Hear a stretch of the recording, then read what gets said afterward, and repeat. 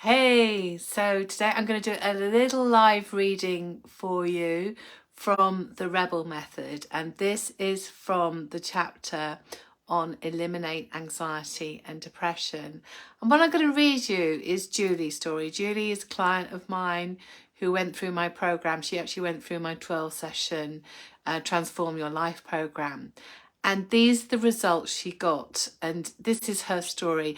I hope you can relate. If you can relate, then, this might feel, more, almost more sort of a way to absorb better what can happen when you work the Rebel Method into your life, or you come and join me on one of our retreats. It really demonstrates how I work with people and the results that they get. So let me introduce you to Julie. Julie had been having anxiety attacks for a couple of years. Lately, prior to meeting me, these had turned into panic attacks and had been becoming quite frequent for her.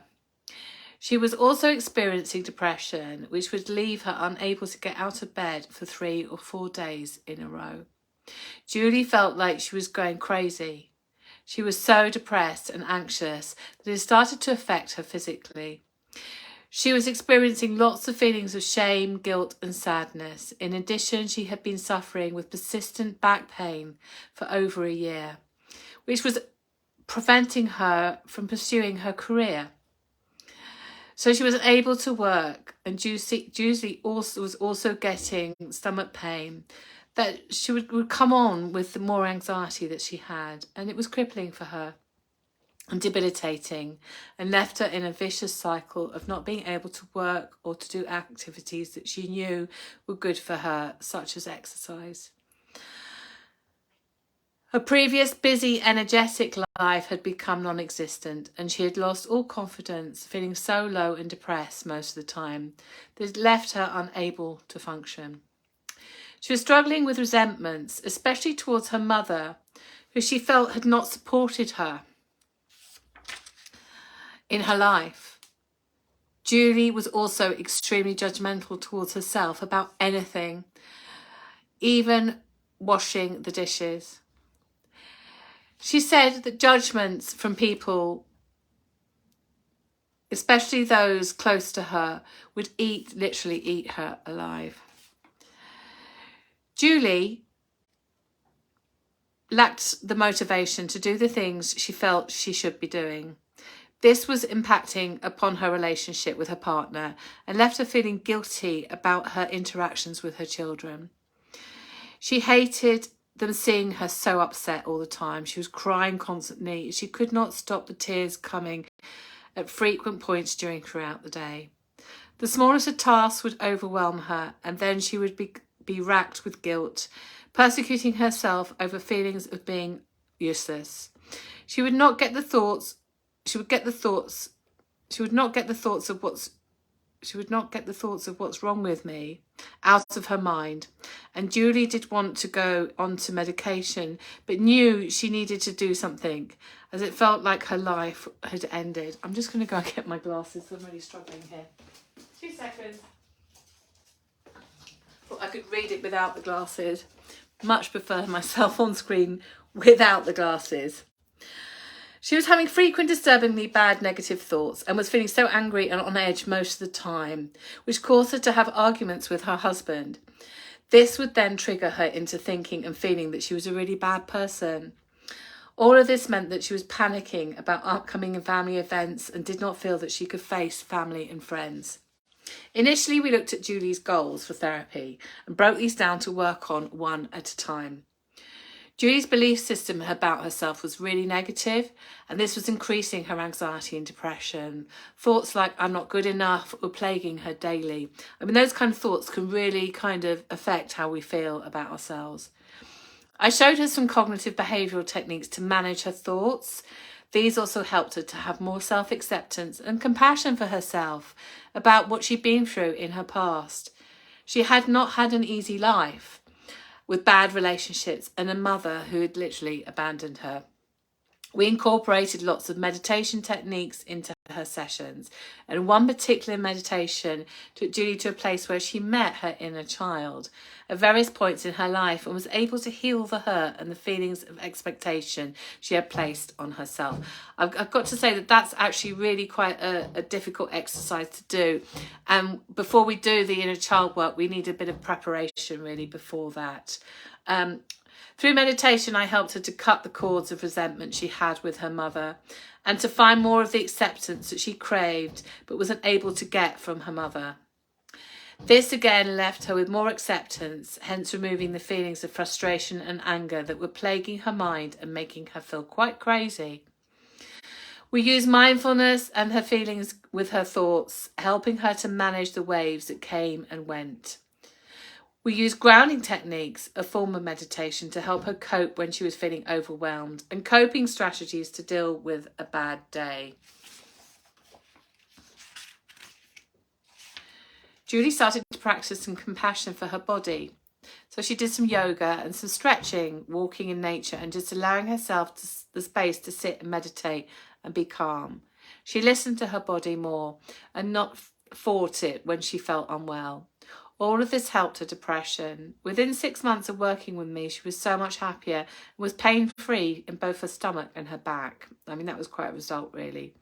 And disclaimer here, I never advised Julie at any point to not get other factors checked out with her doctor in regards to her stomach and her back. As a result of the work we did together and the healthy well-being habits she formed, Julie gained more understanding of her thoughts and what was going on in her body, for instance, how her body was indicative of how she was feeling. She was able to recognise the link between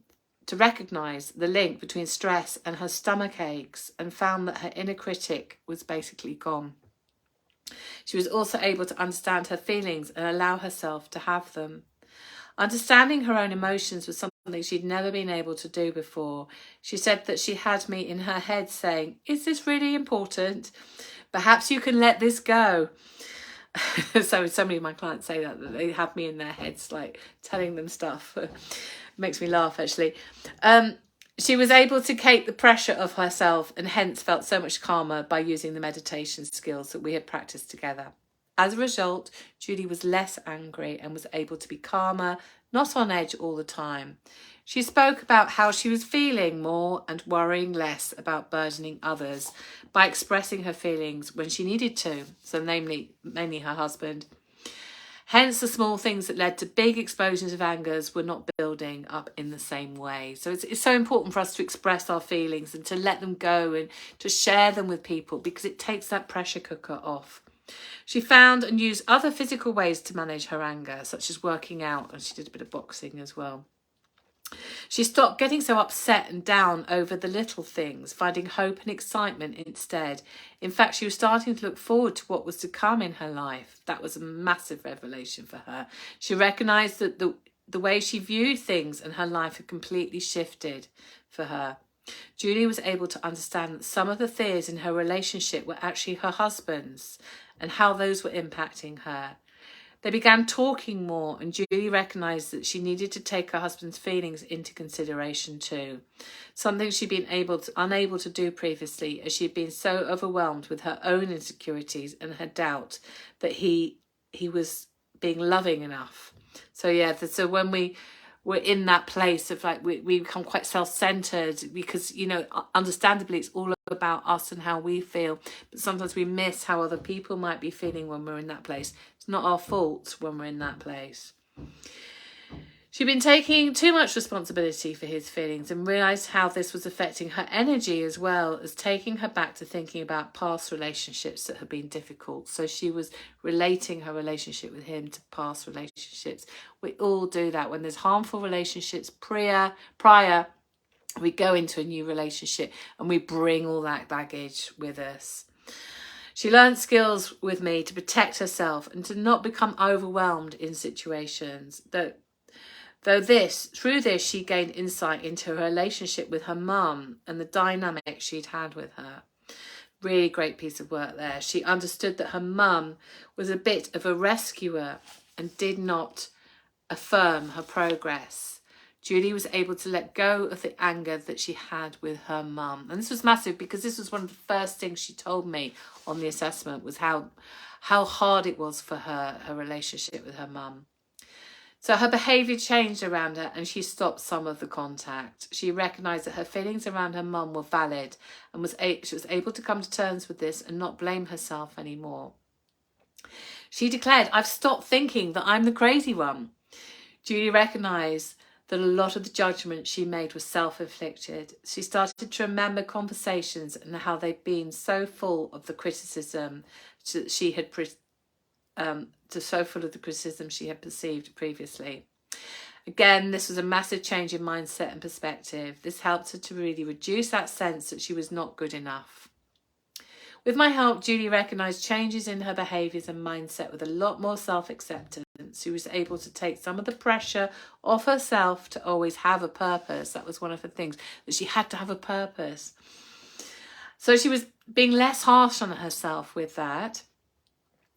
And she was able to connect with joy rather than judgment, to stop overthinking things that seemed difficult and start to just do things if she wanted to do them, like going for a walk or doing some yoga. This in turn prevented self-blame and brought in more feelings of being proud of herself, hence increasing her motivation. So when we've got a lot of self-deflation, critical thoughts, it reduces our motivation, because sometimes we think we have to be harsh on ourselves to motivate ourselves, but actually those critical thoughts actually demotivate us because they put our stress levels up and they put us in either a fight or flight state. So her back pain was completely gone after 3 months of working together. And this doesn't happen with everyone, but this was a real side effect for Julie of working with me and having the emotional management, is that pain started to ease. And it does happen because there is a big link between pain and emotional pain. This really happened after a real eye-opening session with me, where she was able to self-heal her pain through the meditation. She continued to use yoga to manage her physical pain, and she found that she had the ability to self-heal, which was amazing. She also took up painting, photography to express her feelings, as writing and journaling were difficult for her. So it's finding what works for you, because, you know, we get told you need to journal, you know, write your feelings down, but especially sometimes painting or photography can be just as good.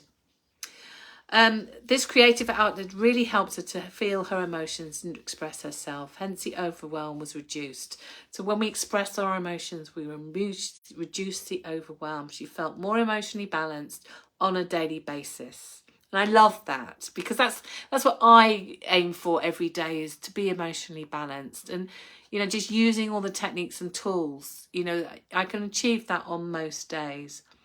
I absolutely love working with Julie and seeing the changes to her and the freedom that she experiences now, finding herself free from the daily effects of anxiety and depression on her mind and body. So there you go, great story there. I'm really losing the light now because it's getting quite dark. But, you know, I just wanted to read that chapter to you. So that's from the Eliminate Anxiety and Depression chapter in my book. I am running a workshop this Sunday, 2 till 5 p.m. It's £120. It's 3 hours. So it's like a mini retreat. And we will be going through lots of techniques of eliminating anxiety and depression. We'll be using meditation. We'll be doing a little bit of yoga.